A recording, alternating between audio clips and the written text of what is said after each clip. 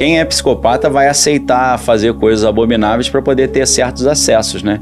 Então aquilo ali é um seguro. É tipo assim, para eu te dar acesso a esse network que eu tenho, que você vai ficar um bilionário, eu preciso garantir que eu tenho controle total sobre você e que você vai ser um cara que não vai vazar as informações que a gente tem aqui. Aí bota o cara para fazer coisas reprováveis, crimes até filma, e bota isso numa gaveta e fala, ó, tá tudo ali, cara. Se você der mancada, já sabe, né? Então parece que tem um escalão aí, que eu nunca acessei, acho que não pretendo não, que você tem que pagar um pedágio para entrar, e o pedágio é esse. Alguns tinham um interesse no Brasil em questão de modelos, né? Eu vi, acho que foi uma das... TV do elevador passou alguma coisa sobre a Ford Models. Né? Ele tentou comprar a Ford e tal. Tem algumas coisas bem pejorativas também de mulheres brasileiras ali. Não vou nem entrar no mérito, porque eu não gosto de reproduzir coisa ridícula. Uhum. Mas ele fala assim, em determinada região do Brasil as mulheres são feias, mas o corpo é legal, então você tampa a cabeça e cai pra dentro, um negócio assim, né? Você vê aquelas conversinhas bem chula pra caramba, né? De um cara nojento mesmo. Então o Brasil tá ali, né? Tá sempre aparecendo, né? Não é pouca citação, não. Mas vai um pouco nessa linha. Pensando que a oposição do Trump tá capitalizando em cima disso, mas tem algo muito... comprometedor? Tem. Até comprometedor, assim, pensando... No Trump tem. Pensando até numa queda de presidente, enfim. Então, o que a gente vê lá, né? Tem um documento, vou dar uma descalibrada também, que são coisas bem baixo nível, né? Que o Trump teria obrigado uma menina de 13 anos a fazer certas coisas íntimas nele, entendeu? Só que, segundo, se você for pesquisar esse caso, o caso é de 1996 e houve uma denúncia por parte dessa menina, só que o caso não foi pra frente por falta de provas, né? É claro que o cara que odeia o Trump vai falar, não foi pra frente porque ele é poderoso e tal, deve ter feito isso mesmo, a menina deve ter ficado com medo, às vezes até desistiu do processo. Sim, coagido. Né? Então tem isso, né? Apareceram histórias antes também que Trump e Bill Clinton teriam tido um caso, uma situação íntima entre eles, entendeu? Cara, tá nos documentos que cena perturbadora. E essa parte é claro que os democratas não valorizam muito, que o Bill Clinton ainda é um ícone, né? Os democratas, né? Mas a ideia é tentar achar alguma coisa que justifique o impeachment, né? Pro pessoal anti-Trump ali, que é mais emocionado, né? Quando saíram essas histórias, os caras já botou meme assim, né? Trump impeachment, já era, caiu e tal. E o Trump continua dizendo, esquece esse negócio de Epstein, vamos virar a página. Mas quanto mais ele fala isso, mais estranho fica, né?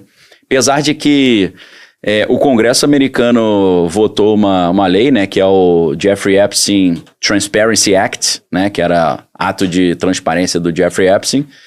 E foi para sanção presidencial. Então caiu na mesa do Trump e ele tinha duas opções, assinar ou não. Eu acho que ele fez um cálculo, né? Falou, cara, se eu não assinar vai pegar mal. Se eu assinar vão descobrir novas fotos. Aí eu acho que ele pensou, quer saber, meu irmão, tô com um poder tão grande. Eu tô com o apoio da Big Tech, Big Media, Big Money, Wall Street, Larry Fink, BlackRock. Tá todo mundo do meu lado, Palantir, né? O Mark Zuckerberg, Jeff Bezos, tá todo mundo... bota aí, pô, não vai dar nada não. Eu botou. E acho que não vai dar nada mesmo não, cara. Do jeito que o cara tá... O Trump 2.0 é poderoso, tá poderoso demais, sim, ele cara. Tá bem diferente do 1.0. E até acho que explica muito da maneira mais hostil que ele tem lidado. Total. E explica muito o que aconteceu no mercado no ano de 2025, né? Muito da maneira como ele colocou as políticas dele, essa vontade de fazer o dólar desvalorizar. Sanções, né? Acabou fazendo o dinheiro começar a sair um pouco dos Estados Unidos e, bom, a gente viu bolsas mundo afora subindo. Tem mais alguma coisa dessas revelações aí, que dá para tirar, e até envolvendo outros governos, outras pessoas? Que não então, o Elon Musk aparece ali, a situação do Musk é meio dúbia, né? Porque ao mesmo tempo que o Epstein tenta se aproximar do Musk para levantar algum patrocínio para algum projeto, o Musk fala assim, vamos lá na ilha. O Musk, tô meio sem tempo, não vou poder ir não, tô enrolado aqui. Mas tem um e-mail que o Musk fala assim, olha, porque o Epstein fala, vem passar uma semana na ilha. Ele falou, não, uma semana eu não posso ir um dia só e tal. Me fala qual é o dia mais quente das festas que eu vou. Aí os jornalistas foram pra cima do Musk, né? Não, vocês estão interpretando errado. Eu tô falando assim de animação, não tem nada a ver com crime, nada a ver com o que vocês estão imaginando. Até aí o seu conhecimento de pessoas, de linguagem e tudo mais. Sim. O quanto estar próximo de uma pessoa como Epstein era, de fato, me diga com quem andas e te direi quem és, ou pelo fato de ele ser uma pessoa muito importante, todo mundo tinha que estar conectado a ele? O quanto você pode julgar a idoneidade ou sei lá, o que uma pessoa é ou não é por estar próximo dele? Então, tem muita gente que... Esse foi até um argumento do Trump. O Trump falava, olha, eu prometi liberar os documentos do Epstein, mas agora eu não vou liberar porque eu descobri que tem muita gente que é citada nos documentos que não cometeu nenhum crime. A gente vai comprometer a imagem de pessoas inocentes. E realmente isso está acontecendo, né? Porque tem gente que, sei lá, pegou uma carona com ele no avião. O Trump andou várias vezes com ele no avião, mas era sempre com equipes, né? Às vezes era com a antiga esposa, com os filhos pequenos, né? Não o Barron Trump, mas o Eric Trump, né? E o Donald Trump Jr. Então, assim, tem gente que pegou carona com ele, mas, cara, não aconteceu nada, né? O próprio Bill Clinton pegou várias caronas até com o pessoal do serviço secreto e tal. Então não dava pra fazer nenhuma coisa muito comprometedora, eu acho. Então, assim, muita gente tem foto com o Epstein, mas não quer dizer que o cara era um criminoso, né? Agora, alguns realmente participaram das maluquices, né? Então, essas tais maluquices... Sim. São registradas? Algumas são. E alguém tem acesso a isso? Isso aí é... Então, com certeza. Tá tudo na mão do FBI, né? Só que o Kash Patel, que é o novo diretor do FBI, é super amigo do Trump, né? Então, eu acho que eles estão naquela história assim, cara, não vamos mexer com ninguém não, porque se eu prendo o Trump tá falando que vai prender a Hillary desde a primeira gestão, né? Aí eles vão vir com contra-ataque, vai desgastar. Então, eu acho que com esse material que tem lá, dava pra botar uma galera atrás das grades, mas acho que não vai rolar nada, não. Porque qual que seria a consequência pro mundo, né? Um negócio desse? Até, Sim. Aí ainda até numa parte mais filosófica, né? Sim. Pô, isso é algo grande e grave pra caramba, mas o quanto, eu até falei na apresentação, né? Algo que quase todo mundo sabe, mas é quase como não, mas deixa pra lá, uma normalização de algo tão... O que isso diz sobre a sociedade de maneira geral? Isso é algo que, embora pareça chocante, é algo normal na sociedade, entre as pessoas mais importantes, enfim, uma maneira de exercer o poder... Ou é algo muito... É normal, somente parece, né? Porque assim, o que me choca vendo isso tudo é a maneira como a normalização de porque assim, a gente tá chocado agora. A normalização no alto escalão do poder ou a sociedade olhar e falar... Não. No alto escalão do poder. No alto escalão parece que é normal, né? Porque alguém com um pouco mais de princípio e que tem poder, poderia se chocar com aquilo desde o começo e falar, não, que porra é essa? Não vamos fazer isso. O que vocês estão fazendo? Lógico. Então, deixou aí que é a peneira do psicopata, porque você vai peneirando quem é e quem não é. Quem é psicopata vai aceitar fazer coisas abomináveis para poder ter certos acessos, né? Então, aquilo ali é um seguro. É tipo assim, para eu te dar acesso a esse network que eu tenho, que você vai ficar um bilionário, eu preciso garantir que eu tenho controle total sobre você e que você vai ser um cara que não vai vazar as informações que a gente tem aqui. Aí bota o cara para fazer coisas reprováveis, crimes até filma, e bota isso numa gaveta e fala, tá tudo ali, cara. Se você der mancada, já sabe, né? Então, parece que tem um escalão aí, que eu nunca acessei, acho que não pretendo não, que você tem que pagar um pedágio para entrar, e o pedágio é esse. Alguns vão pagar a contragosto, assim, poxa, que saco, né, ter que fazer isso. Acho que outros acabam enfiando o pé na jaca. Falei, até que eu gostei, porque tem mais aí. Quando é que é a próxima festa? Caralho. Então é um negócio meio de psicopatia mesmo. Na verdade, tem um livro chamado Ponerologia, Psicopatas no Poder, que vai explicar muito isso, né? Que é de um psiquiatra polonês chamado Andrew Lobachevsky. E poneros em grego significa mal, né? E ponerologia é o estudo da maldade, né? E a versão em inglês, né? Foi escrita em polonês, mas a tradução para inglês é Political Ponerology, né? Ponerologia política, porque ele estuda a maldade na política. E aí ele começou a estudar o governo polonês na época do comunismo e ele percebeu que vários dos líderes eram psicopatas, né? Tá meio óbvio. Só que aí ele fez um cálculo interessante que ele diz assim, estatisticamente, na sociedade em geral, 4% apenas da população é psicopata. Só que o psicopata, ele tem como objetivo de vida ter poder sobre o outro. Então o psicopata não é o cara que ele gosta de violentar mulheres, ele gosta de pegar a mulher e falar, sua vida está na minha mão, eu tenho poder sobre você. O que dá a tara dele é isso, eu tenho poder sobre você. E então, pelo psicopata ter esse desejo, esse objetivo, ele caça com maior afinco posições de poder. Então, apesar de a gente ter só 4% espalhado na sociedade, no alto escalão do poder a taxa é de 50%, porque esses caras colocam isso como um objetivo de vida. Porque se eu estiver ali, eu vou ter todo mundo na minha mão, entendeu? Então, a gente volta àquela ideia, será que isso é normal, né? Esse alto escalão parece que inclusive, por causa dessa estatística da psicopatia, né? Caralho, que loucura. Lembrando que o psicopata é o cara que ele olha para o sofrimento alheio, a parte do cérebro dele, em vez de ser a parte das emoções que funciona, né? Ele fala, caramba, sinto compaixão. É só a parte da linguagem, no sentido que eu entendo que a pessoa está sofrendo, mas isso não sinto nada. Ele sabe que a pessoa está sofrendo, mas ele não está nem aí. O que passa na minha cabeça é que eu já tenho mais de 300 podcasts aqui no Market Makers, fora os que eu já fiz nas minhas outras psicopata pra caramba, hein? Pois é, tá pensando nisso. Quantos psicopatas já passaram por aqui? Com certeza, né? Em qualquer lugar, desde um reitor de uma universidade até... E eu fiquei até pensando em outra coisa. Se eu tivesse perguntado pra alguém que parece muito psicopata, se ele acha que é um psicopata, como é que teria sido a resposta dele? Cara, o psicopata se considera um psicopata? Alguns sabem, né? E eles são muito bons em esconder isso. Claro que não, eu faço trabalho filantrópico, né? E aí que entra o conceito de filantropata, que é o psicopata que faz filantropia para esconder a sua doença. Caramba. Tipo Bill Gates, né? Segundo o próprio Steve Jobs falava isso, né? Falaram uma vez pro Steve Jobs, por que você não faz filantropia igual o Bill Gates? Ele fala, Bill Gates faz filantropia só para esconder os crimes dele. Não é porque ele é bonzinho, não. Caramba. Uma coisa até que eu tinha notado aqui na pesquisa, né? Que... a internet insiste no client list. Sim. Autoridades já disseram que essa lista, do jeito que o público imagina, não existe. Mas por que esse mito é tão resistente? Existe uma lista telefônica, né? Que é o Black Book do Jeffrey Epstein. Também. Mas assim, não quer dizer que por ele ter o telefone do Leonardo DiCaprio ou do assessor Leonardo DiCaprio, quer dizer que o Leonardo DiCaprio fez alguma coisa com ele, né? Que parece que não. O problema do Leonardo DiCaprio é com o P. Diddy, né? Com o Puff Daddy, não é com o P. Diddy tinha problema. Com o Epstein, não. O Epstein era outra galera, mais o Bill Clinton, mais esse pessoal. Bom, voltando pro... entre a prisão e a morte do Jeffrey Epstein,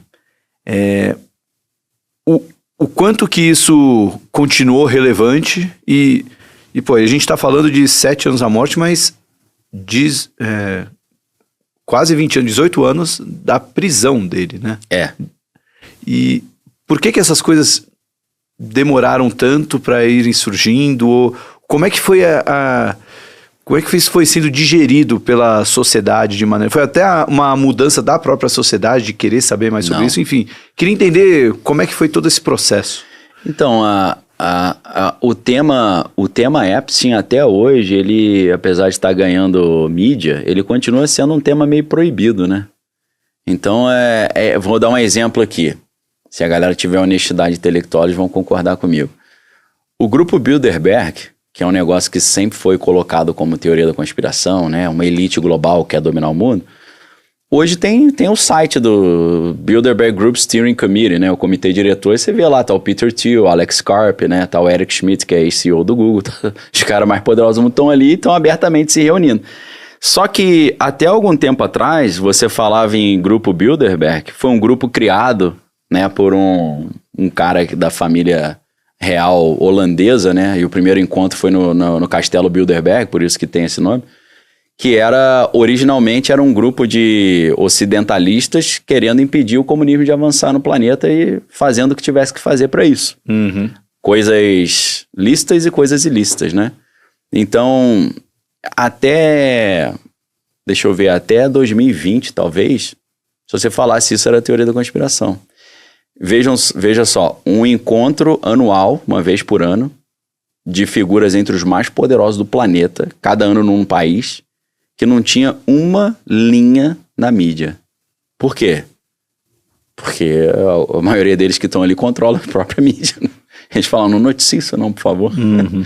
Então o Epstein, ele sempre funcionou nessa linha também, porque se você mergulhar no Epstein, você vai ver o lado podre do mercado financeiro, você vai ver o lado podre da elite global, da elite política, da elite científica também, das universidades. Você vai ver o podridão de todo mundo.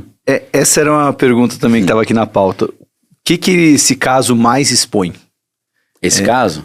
Porque assim, você falou, é a elite social, é o sistema judicial, é o mercado financeiro, é a mídia. O que fica mais exposto num caso como esse? Então, aí depende de como está sendo operado o caso, porque a gente identifica ali um claro hangout limitado. O que é um hangout limitado? É um termo também de espionagem que eles chamam de limited hangout, né? Que é o seguinte, a população descobre um assunto e eles começam a cobrar que esse assunto seja revelado. E aí o que eles fazem? Eles liberam só um pedaço desse assunto para esconder o resto. Então, quando o caso Epstein surgiu, eles empacotaram o caso Epstein em crimes sexuais. Esconderam toda a parte financeira e política. Então, que já é chocante, né? Já é até muito por chocante. Isso ajuda a esconder o resto. Exato. Mas o caso Epstein, ele foi empacotado no hangout limitado que está só nos mostrando o lado sexual. Por isso que eu tento sempre sair disso que é o óbvio, né? Que todo mundo conhece no senso comum e mostrar o outro lado que não está sendo falado, né? Que tem muita coisa, daria anos aí de assunto, né? Só o que eu já li sobre isso, os livros, né? Os documentos que eu tô lendo. Dá pra gente ficar aqui um tempasso analisando o caso dele com o Brock Pierce, que é o fundador do Tether, com o Lex Wexner, como é que ele foi conectado a Ghislaine Maxwell, que era a mulher dele. A Ghislaine Maxwell era filha do Robert Maxwell, que era um cara poderosíssimo da Inglaterra. Ele era um magnata da comunicação, o setor midiático era todo na mão dele, ele tinha uma editora, Pergamon Press, que era muito forte. E esse cara era um agente triplo, hoje a gente já sabe, né? Ele era um agente secreto de Israel, da Inglaterra e da Rússia. O sogro dele, né? E o sogro dele o inseriu nesse mundo maluco aí também. Então, assim, pra mim, uma coisa que ninguém fala, o caso Epstein revela o quê? Na minha área da geopolítica, revela que a geopolítica é uma ilusão. Porque na geopolítica clássica, a gente estuda assim, os estados tomam decisões para maximizar o seu benefício e o bem da sua população, da sua economia e da sua proteção. Mas não é isso, porque se os tomadores de decisão do estado estão chantageados, muitas vezes eles tomam decisões para o bem do outro cara, de outra nação que está chantageando ele. Então não tem geopolítica. Essa geopolítica não funciona mais. Você tem que entender quem está sendo chantageado por quem para entender a geopolítica. Caramba, aí a gente entra num ponto... A gente teria que fazer uma série de livros sobre isso para explicar por que tem que ter uma quarta linha da geopolítica, né? Porque geralmente são 3, né? Tem a clássica, tem a estruturalista e tem a híbrida, né? Que mistura a clássica com a outra. Agora tem que ter uma geopolítica pós-Epstein. Geopolítica pós-Epstein. Eu estou tentando desenvolver essa tese aí. Se alguém copiar, já está registrado aqui. Sobre isso... eu acho que a grande dúvida que fica é que você tem uma cacetada de informações, talvez impossível de ser digerida por uma geração, talvez. A não ser por um computador quântico. E você tem, mas mais do que isso, você tem as pessoas envolvidas que estão lá com os arquivos em vídeo, tá com alguém da FBI, que tem ligação com o governo. Isso. Então, no final do dia, por mais... assombroso que seja, ou por menos assombroso que seja, tem alguém que vai controlar essa narrativa. Isso, e tem alguém que nunca vai deixar esse documento vir à tona, porque se o documento vier à tona, eu perco o controle sobre essa pessoa. E deixo de ganhar bilhões em cima dela. Então a conclusão que eu chego, e não sei se você concorda, a gente nunca vai saber a verdade total. Nunca. Inclusive, e mesmo que a gente está vendo agora, pode não ser a verdade. Vou dar um exemplo. A primeira menina que denunciou o Epstein, né, que era a Virginia Giuffre, que era uma massagista com adolescente, 15 anos no clube do Trump lá em Palm Beach, Mar-a-Lago. Ela foi cooptada pelo Epstein para fazer massagem pro Bill Clinton e companhia, né? E essa foi a primeira menina que denunciou. Falou que foi abusada pelo próprio príncipe André, né, o Andrew, né, que é irmão do rei Charles. E ela falou, se um dia eu aparecer morto, vocês sabem que não foi eu que tirei minha própria vida, né? E aí, 2024, se eu não estou enganado, primeiro ela foi atropelada, assim, de forma muito estranha, quase morreu, e depois falaram que ela tirou a própria vida. Então, assim, as pessoas que vão falando outras versões vão desaparecendo misteriosamente, né? E a gente sabe que Epstein tem um grande vínculo com a família Clinton, né? E aí, se você pesquisar na internet, tem The Clinton Family Body Count. Todas as pessoas tiveram relações com eles e morreram misteriosamente. Até o cozinheiro da Casa Branca, né? Cacete. Muita gente que caiu da escada, né? Se engasgou com um copo d'água e tal. Uma pergunta que eu já imagino a resposta, né? Mas quando surge um Epstein, sim, ele é uma aberração ou ele é um sintoma? Não, ele é parte estrutural do sistema. Então, assim, o sistema é uma peça precisa vital, de Epstein. Precisa, sempre tem Epstein. Sempre teve, sempre vai ter. Não é... Ele é isso vir à tona é uma aberração, não era pra ter vindo à tona. Talvez veio à tona porque o cara tinha uma compulsão de fazer coisa com menina e isso acabou pipocando. Ele foi desleixado no sigilo da coisa, né? Assim como acontece na história do Barry Seal, que você vai ver o filme aí feito na América. Já anotei aqui. Pra não dar spoiler, né? Aí ele deu mole também. Eu vou dar um exemplo. História real. Estagiário do INSS começa a roubar dinheiro do INSS. Muitos anos atrás, deve ter 10, 15 anos. Esse cara, se ele fosse um criminoso mais esperto, ele ficaria... Todo dia ele ia aparecer ali como estagiário, né? Não, o cara chegava com motorista particular no INSS. Comprou uma mansão, uma cobertura na frente do trabalho. Os caras, irmão, tá tirando esse dinheiro de onde? Então, é um cara que deu mole, pô. Ele não foi cuidadoso com a coisa, né? Daniel Lopes, nosso tempo tá acabando, mas eu precisava ouvir de você. Espero que você tenha uma resposta para isso. Sim. Que lições que a gente pode tirar desse caso?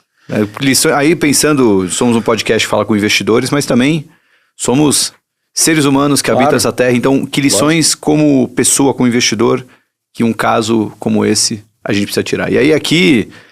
Não precisa dourar a pílula, não. Pode ser até uma lição, legal. Uma verdade inconveniente que a gente tem nesse caso. Então, a lição que eu tiro é que, assim, dá vontade de procurar o PROCON, né? Você falou, fui enganado, cara. Fui enganado pela mídia, fui enganado pelo mercado, pelo colégio, pelo professor de história. Então, assim, eduque-se a si mesmo, né? Aprenda a pesquisar por conta própria, leia os livros que ninguém lê. O mundo pode ser dividido claramente entre quem lê e quem não lê. E do grupo de quem lê só em português e quem lê em inglês, pelo menos, né? Ou outros idiomas, porque qualquer livro tem inglês, né? Então, se você esperar um livro ser traduzido, tá saindo um monte de livro sobre Epstein, né? Coisas quentes. Até chegar no Brasil, nunca vai chegar. Então, a lição que eu tiro a mídia é uma voz do sistema que controla, eles passam ali uma mensagem de controle, né, de alienação, eles não querem que você realmente saiba o que está por trás. Então aprenda a ir além do que está explícito, né? Sempre tem um outro lado da história. E às vezes, analisando esse outro lado da história, você tem um insight para um business que vai ser altamente uma repercussão muito grande. Como é o meu caso, né? O meu objetivo é falar o outro lado da informação e falar as coisas antes delas acontecerem para a gente poder se preparar. Isso é a alma do mercado também, né? Saber antes, né? Exato. Saber antes, entender as tendências, você sentir para onde as coisas estão indo. Então, eu tenho as minhas empresas, né? Sou sócio de uma empresa de investimento também, tenho minha empresa de mídia, né? Então, graças a Deus, né? Tenho uma quantidade muito legal de alunos e eu olhando isso tudo, eu tive a ideia de um business. Eu quero contar a história real que não está sendo contada. Então, bem documentada, com bibliografia. Conta mais um pouquinho. Quem que é o Daniel Lopes? Fora dos podcasts que a turma ouve, o Daniel Lopes é empresário. Então, eu tenho a minha empresa de mídia, né? Então, é uma gestão complexa também, né? São várias atividades. E é a minha empresa principal. Eu sou sócio desse escritório de investimento, né? Que é a Move Investimento, que é quase uma empresa de investimento, porque tem outras coisas além de ser um escritório autônomo, né? E ali eu ajudo com a parte mais macroeconômica e geopolítica, né? Uhum. Eu dei por exemplo, no começo de 2026, o chefe de renda variável lá, ele me mandou uma mensagem e falou aqui, ó, você tinha falado pra gente, cara, final de 2023 que o ouro ia explodir. E a gente aumentou a nossa posição em ouro e a gente se deu bem pra caramba, né? Eu falei, cara, eu nem lembrava. Tipo, foi setembro de 2024 a mensagem, né? Ele printou e mandou pra mim. Então eu tenho feito isso, né? Eu falei pra eles, ó, o urânio vai subir muito. Aí, por quê? Porque o mundo já entendeu que esse negócio ESG não tá dando certo. O SVB, o Silicon Valley Bank faliu, né? Que patrocinava muito desses projetos. E a galera vai voltar até pro... Se der mole, vai voltar até pro carvão, pra termoelétrica e pra energia nuclear. Por causa da inteligência artificial. Aí a gente fez uma posição em urânio e cresceu pra caramba. Agora, quando o Trump venceu, eu falei, Palantir vai explodir. Porque quem botou o Trump no poder e escolheu o vice-presidente foi o Peter Thiel. E ele, o Alex Karp e o Nicholas Amiska estão juntão com o Trump e a Palantir vai explodir porque o Trump vai botar todos os sistemas automatizados na Palantir. Aí a galera lá da renda variável, né, de análise, né, aí eles falaram, cara, Palantir tá na máxima histórica, não vai subir mais. Falei, assim, pô, eu respeito a opinião de vocês, mas mesmo estando na máxima subiu pra caramba. E aí depois, quando o Michael Burry falou, ó, a Palantir aí é um grande engano, eu falei, sai agora. A Cassandra falou que tá ruim, melhor sair. Aí a gente saiu, mas saímos com lucro, né? Então, na Move, o nome da empresa é Move, né? Lá eu faço isso, né? Eu ajudo no marketing também, né? A gente bola estratégias e tal. Então, fora ali da câmera eu faço essas coisas, né? E pra te entre seguir, muitas outras coisas, né? E pra te seguir nas redes sociais? Cara, é meu nome, Daniel Lopes com Z, tanto no Instagram quanto no YouTube. Eu tô ao vivo meio-dia de segunda a sexta, atualizando as notícias ali, né? Mostrando o outro lado da informação. Então eu sempre tento falar o que não tá sendo falado. Eu falo assim, cara, quer ver o básico? Assiste o Jornal Nacional, abre a internet aí. Eu vou falar o que não tá... O buraco, o que faltou, né? Então eu faço o complemento. E o canal no YouTube, pelo menos a última vez que eu vi, já tava com mais de 1.700.000 inscritos. Tá quase batendo 1.800.000. Pô, parabéns aí. Legal. Sim. No Instagram, estou quase 800.000 também. Bacana. Pô, muito bom. Valeu. Prazer estar com vocês aí. Pô, da hora. Agora é a parte mais fácil. Vamos lá. A parte do ping-pong. Bora. Só lembrando, galera, a gente sempre fala dos livros aí do Market Makers. Vocês podem mandar um e-mail para contato@mmakers.com.br, ou melhor, acho que vai ter um link já na descrição ou aparecendo na tela, que são todos os livros recomendados pelo Market Makers, né? Lembrando, a gente tem mais de 300 episódios, então tem, pelas minhas contas, livro pra caramba lá. Daniel, vou pedir 2 livros para você, um livro mais técnico e um livro tema livre. Beleza. Quais são os livros que você recomenda? Então, o relacionado ao tema, que eu vou considerar o mais técnico... E eu já anotei o Ponerologia. Ponerologia, você acha bem interessante. É legal pra caramba. Vou falar a verdade, a leitura não é tão agradável, mas a informação é boa pra caramba.